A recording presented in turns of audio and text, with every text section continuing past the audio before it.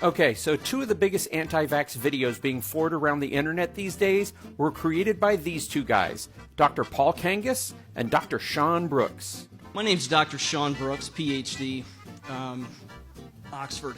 So Sean Brooks is a PhD from Oxford? What he doesn't tell you is that the Oxford means that he lives in Oxford, Ohio. And his PhD is in education from an online college, meaning he's never worked in a hospital or research facility. Now on to the other guy. My name is Dr. Paul Kangas.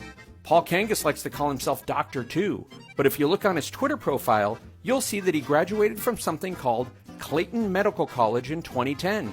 And if you look up this college, you'll see that it was a non-accredited, distance learning natural health college based in Alabama. You'd also read that Dr. Kangas graduated just in time because the college ceased operations in July 2010. But what's funny is that in both of these videos, these two don't offer up any of their own data or thoughts on the COVID vaccines, but rather they read from an identical script of so-called facts that supposedly come from Dr. Robert Malone. Let me introduce you to Dr. Robert Malone, who created the mRNA, the messenger RNA vaccine. Dr. Robert Malone, who created the messenger RNA vaccine. But is Dr. Malone really the inventor of mRNA technology? Well, not according to this article. He's more like a guy who wrote a couple of papers over 30 years ago on the possibilities of this technology. Meanwhile, countless others have actually developed it over the last quarter century. But the weirdest twist is when both of these doctors attribute this opinion to Robert Malone. He said, no one should take the jab ever, for any reason, under any circumstances whatsoever. Has said no one should ever take these jabs ever, under any circumstance whatsoever. So no one should take the vaccine ever, according to him, under any circumstances?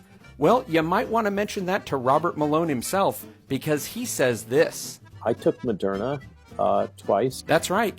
After Malone caught COVID in February 2020, he developed long hauler symptoms and hoped that the vaccine would alleviate them. Unfortunately, that's not what the vaccine was designed for. In addition, just last week, Robert Malone also said this. The WHO has made clear statements that there is not enough vaccine to go worldwide, and the vaccine supply should be dosed to focus on the high-risk individuals, which is precisely what Peter Navarro and myself are advocating in our Washington Times editorial and what Sweden has been doing. That's right. Even today, Malone is arguing that the vaccine should be reserved for the most vulnerable members around the world.